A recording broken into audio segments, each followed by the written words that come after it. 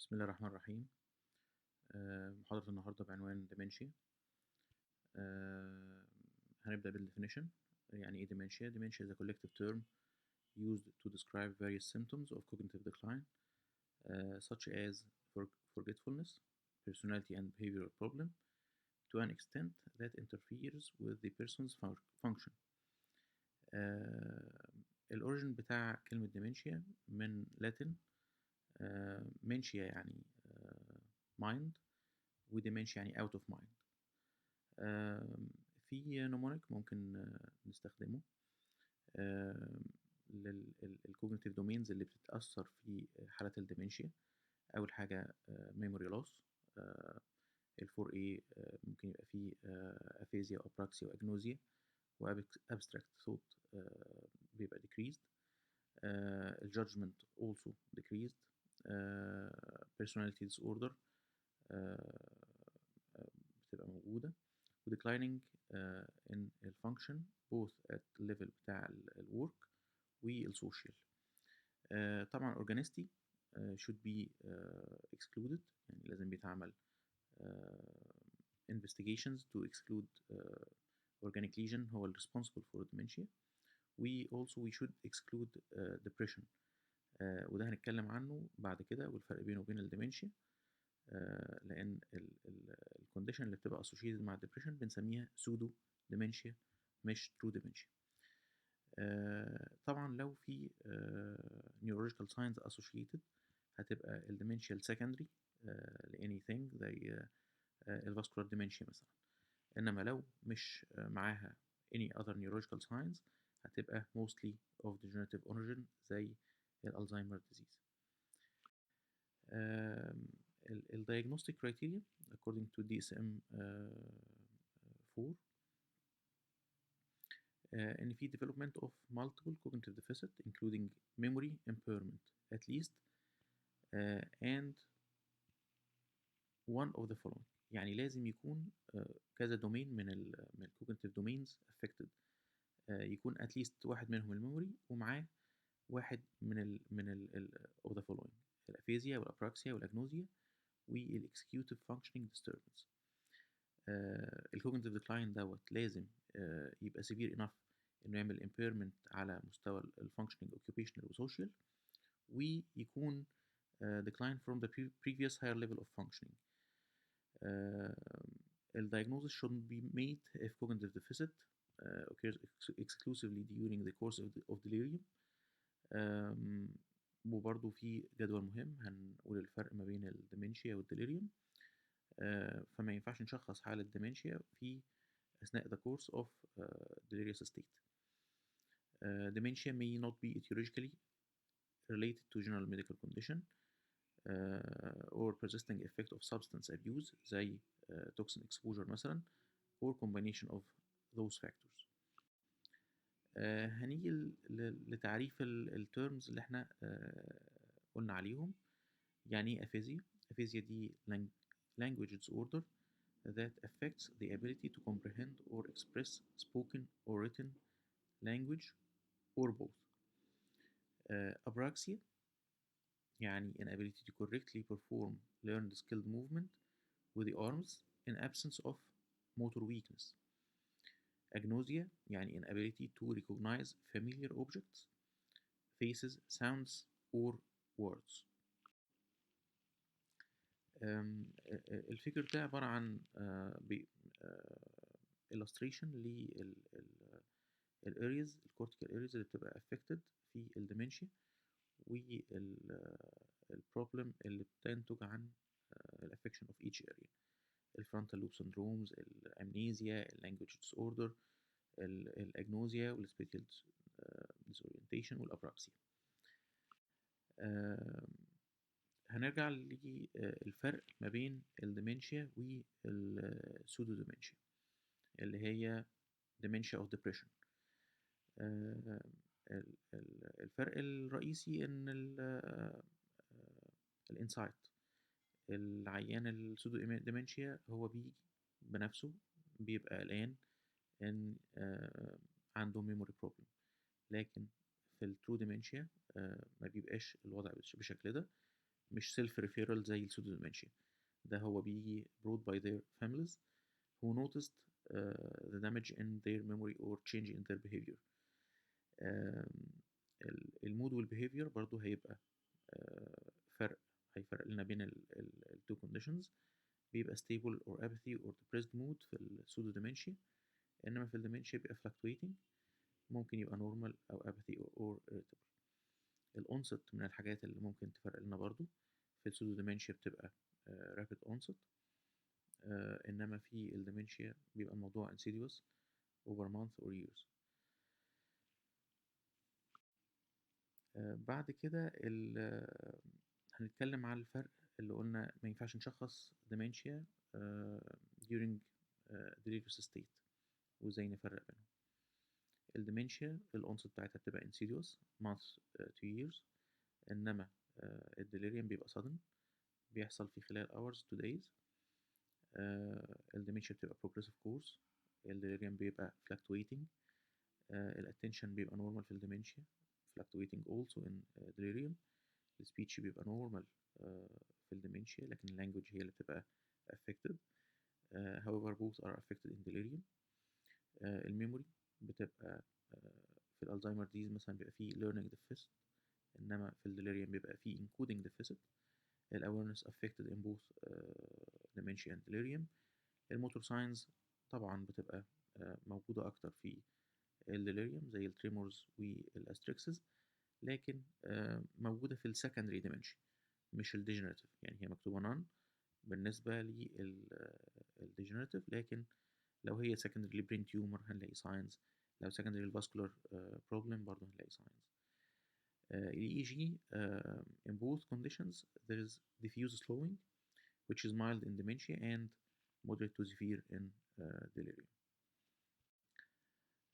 الclassification of dementias في كذا classification، ممكن نقسمهم primary و secondary according to the etiology. ممكن نقسمهم cortical و subcortical clinically، ممكن نقسمهم treatable و untreatable. هنبدأ الأول بال etiological classification لبرايمري degenerative dementia و secondary dementias. البرايمري degenerative dementia ممكن نقسمها لحاجتين: dementia pure أو dementia plus، يعني معاها affection ل other areas و structures.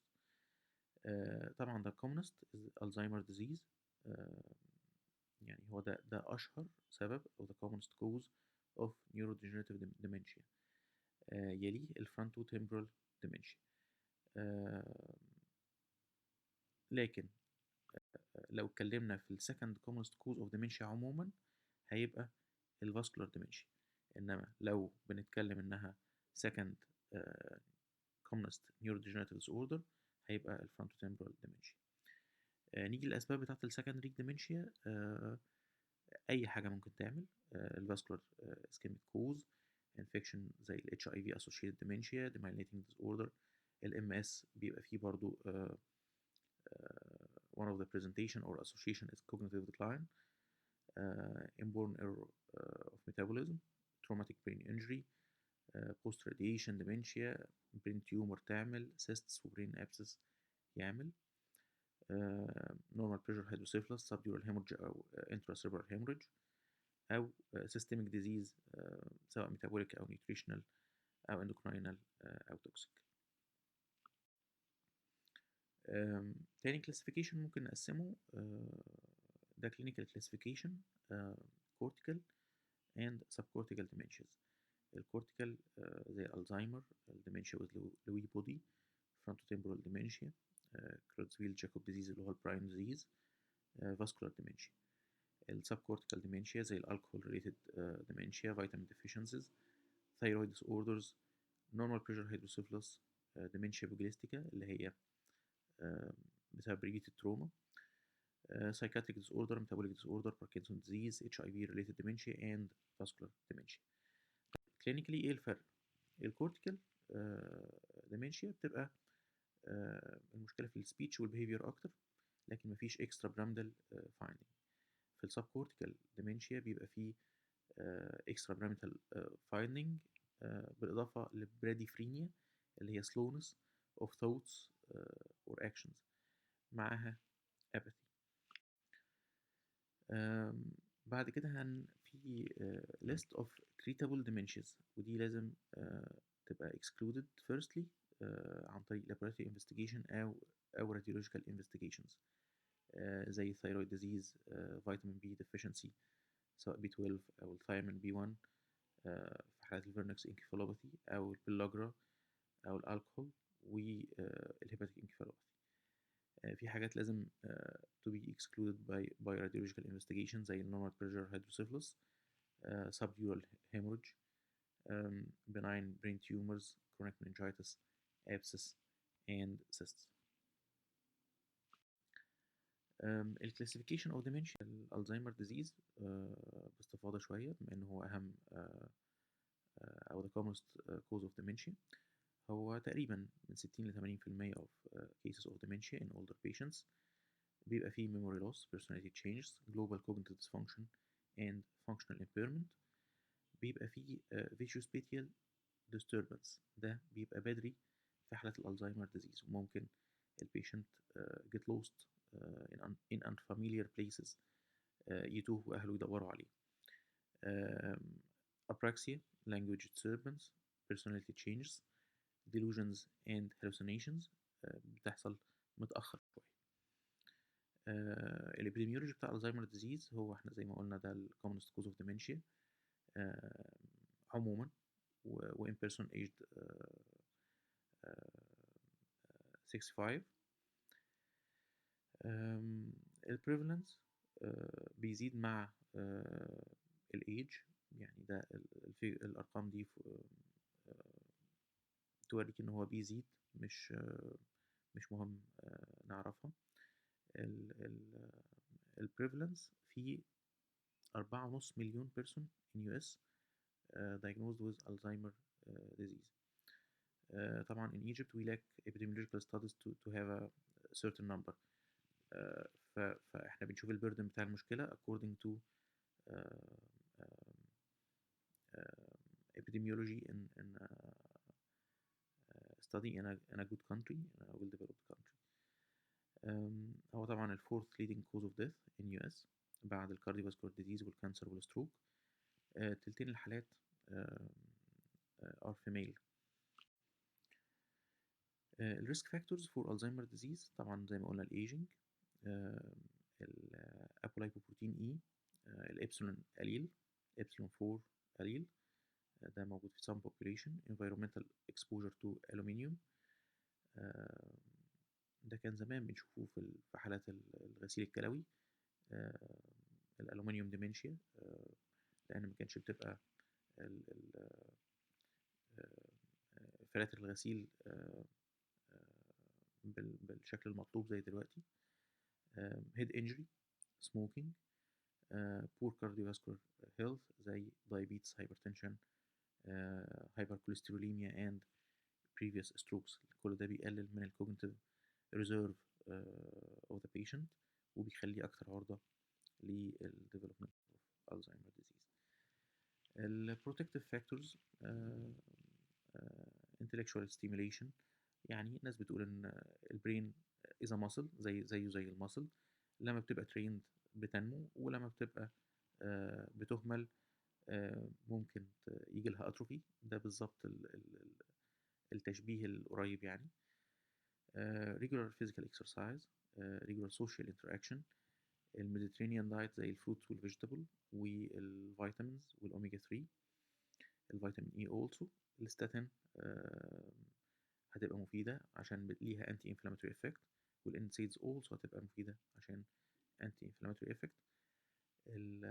طبعا الكلام ده questionable لسه under investigation، لكن theoretically بما ان ال pathogenesis of Alzheimer disease في inflammatory process، ف this drug may help in its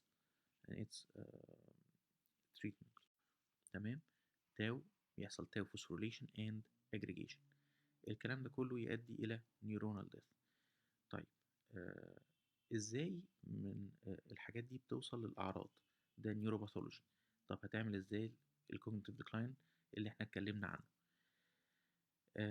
الأميلويد لما بيتراكم بيحصل cascade of events, oxidative damage, inflammatory response, mitochondrial dysfunction. الكلام ده كله يعمل نيوروتوكسيستي. تمام.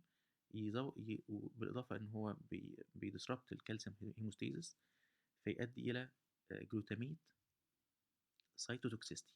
تمام. الجلوتاميت ده اكزايتوتوكسيك اكزايتاتوري نيورو ترانسميتر، بيبقى لما بيزيد في حالات الألزهايمر بيعمل نيوروتوكسيستي. الكلام ده كله يؤدي إلى نيورونال ديث، اللي تؤدي إلى كولينرجيك ديسفانكشن، يعني الأستايلكولين هيقل في البرين، بالإضافة لأذر نيورو ترانسميترز. مش هو لوحده اللي بيقل، لكن هو ده أهم نيورو ترانسميتر بيبقى affected. النيورونال ديث ان تيرن هتزود العملية بتاعة الأميلويد deposition و accumulation من أول وجديد. تمام.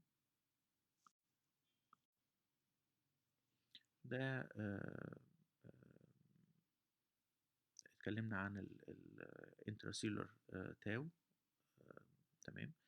انما في على ايدنا اليمين كات سيكشنز للبرين، بيوري الجريدز او الفرق ما بين الهيلثي برين والمايلد الزهايمر والسيفير الزهايمر. كل شويه بيحصل شرينكج واتروفي ووايدنينج للفنتركلز. ده برضو illustrations. اهم حاجه نطلع بيها من الباثولوجي الهول مارك حاجتين، حاجه انتراسيلر وحاجه اكستراسيلر. الاكستراسيلر اللي هي الاميلويد بليك، وقلنا ازاي بتتكون وانها بتريجر بعد كده موضوع ان يبقى فيه انتراسيلر تاو اللي بيعمل حاجه اسمها نيوروفايبريلي تانجلز. هم دول التو هول ماركس اوف the pathology of Alzheimer's disease. نيجي بعد كده للكلينيكال بيكتشر. الكلينيكال بيكتشر is temporal وكيوميراتيف، بمعنى ان هو بياخد وقت عقبال ما يبريزنت. البرزنتيشن بيبان successively. كل شوية في حاجة بتكيوميليت، بيزيد أعراض عن السابق. وتمبرال يعني بياخد وقت طويل شوية، ممكن من 5 ل10 سنين عشان الأعراض تبان كلها. الأول بيبقى فيه subtle decline in thinking، بعد كده ممكن يبقى فيه memory changes و confusion، بعد كده ممكن يحصل affection لل activities of daily living، ما يقدرش ياخد حمام، يلبس، ياكل، يدفع his own bills. واخر حاجة ان هو loss of the ability to communicate and recognize loved ones، وفي الحالات دي في الغالب بيبقى bedridden. ال cause of death in these conditions بيبقى الانفكشن من البيت سورز او النيمونيا. لو قسمنا الكلينيكال بيكتشر اوف الزهايمر ديزيز ممكن نقسمها لثلاث مراحل: initial وانترميديت وديلايد. الانيشال ستيج بيبقى فيه memory problems، هي اللي بتبقى مهمة أو ال earliest finding. The patient be forget names, repeat themselves, misplace their belongings, makes list للحاجات اللي هو ممكن ينساها. may fluctuate in intensity، بيبقى كويس للريموت events لكن poor for ordinary recent events. برضو مهم جدا ان احنا في الايرلي ستيج الميموري could be helped by clues او multiple choice. هي ممكن يفتكر، can help the patient to memorize things، على عكس late stages الكلوز والحاجات دي مش هتبقى effective. بعد الميموري بيجي language و behavior problems. speech become less fluent و lose its spontaneity. في difficulty in word finding، في self awareness of impairment، وده ممكن يعمل depression. تمام.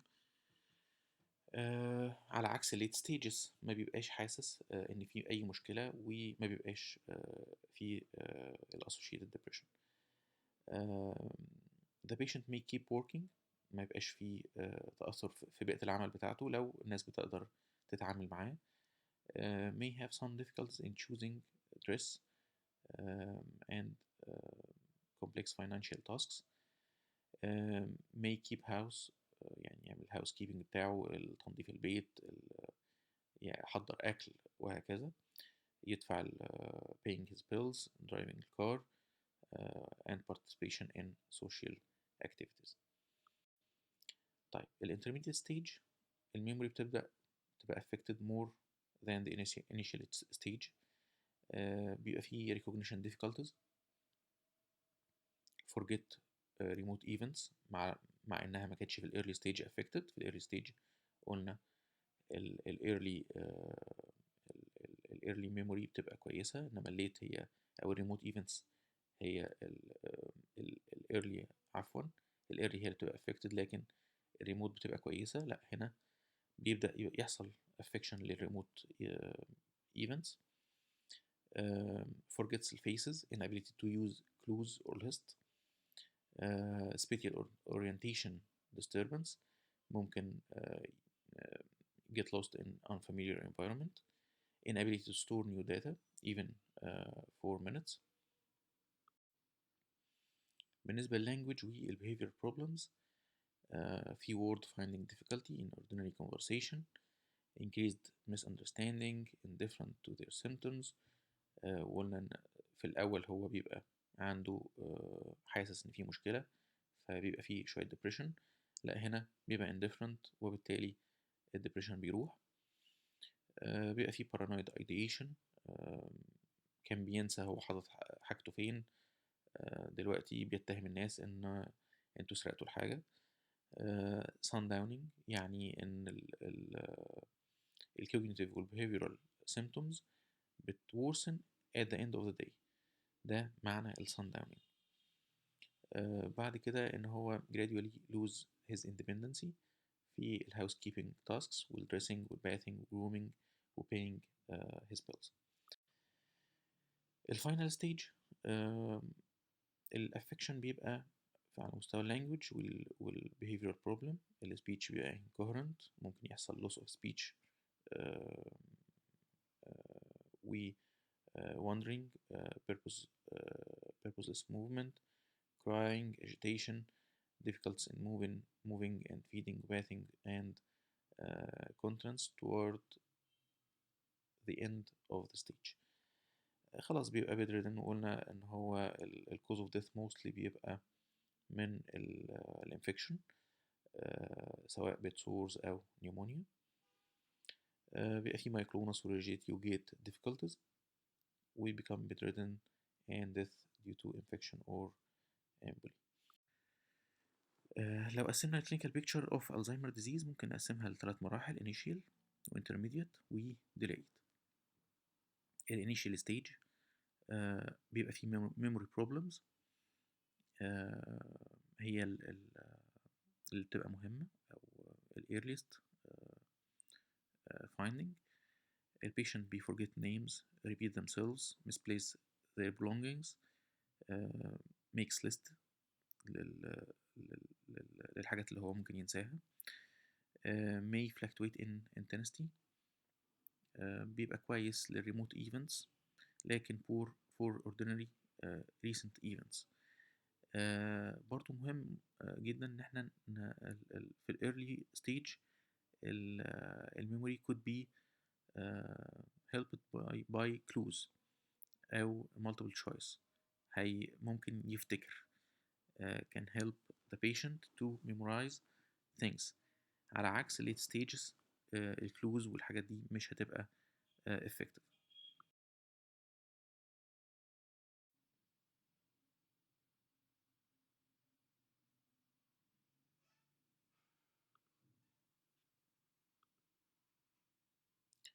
بعد كده في cascade of mechanism in Alzheimer disease. يعني إن ده الdiagram ده هيربط الpathophysiology بالclinical، بمعنى إن الcascade of events ديّة بتcorrespond clinically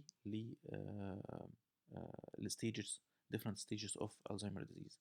الأول زي ما إحنا قُلنا بيبقى في amyloid accumulation، بعد كده بيعمل inflammation، الinflammatory process بعد كده تعمل abnormal phosphorylated tau اللي بيaccumulate ويعمل ال الtangles neurofibrillary tangles، بعد كده الfree radical toxicity disturbed calcium homeostasis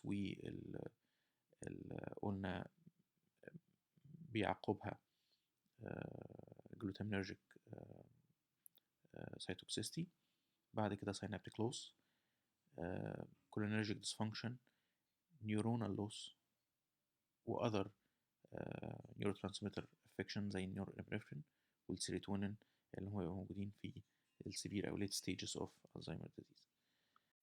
التريتمنت للأسف هو مفيش عندنا تولز كتيرة للتريتمنت. الانتي ديمنشيا دراجز mainly two groups cholinesterase inhibitors زي الدونيبيزيل أو الريفاستيجمين أو الجلانتامين. ده ان الميكانيزم اوف اكشن ان احنا بنزود الاستايل كولين، تمام، عشان نزود النيورو ترانسميشن.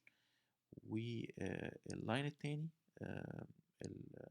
الجلوتاماتيرجيك دراج، مش جلوتامينيرجيك، اتس جلوتاماتيرجيك، يعني دراجز بتعمل موديوليشن للجلوتاميت ريسبتورز. الجلوتاميت ريسبتور اللي احنا قلنا انها بتميديت السايتوكسيستي. في نوعين من الريسبتور، ميتابوتروبيك وايونوتروبيك. الايونوتروبيك في منها 3 انواع. المهم ان الممانتين الدواء اللي بيشتغل في الحالات بتاعه الديمنشيا بيشتغل على النمدا ريسبتور انتاجونست، تمام.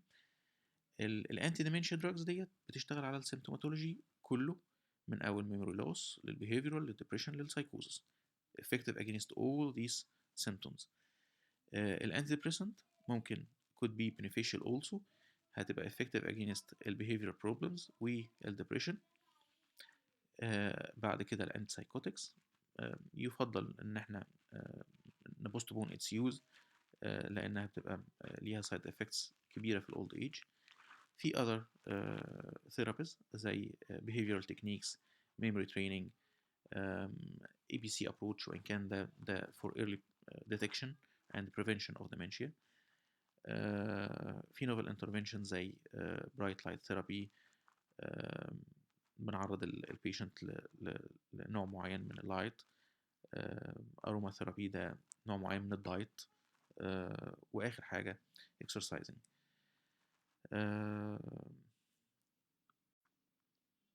ده بالنسبه للديمنشيا. ارجو ان انتوا تكونوا يعني وصل لكم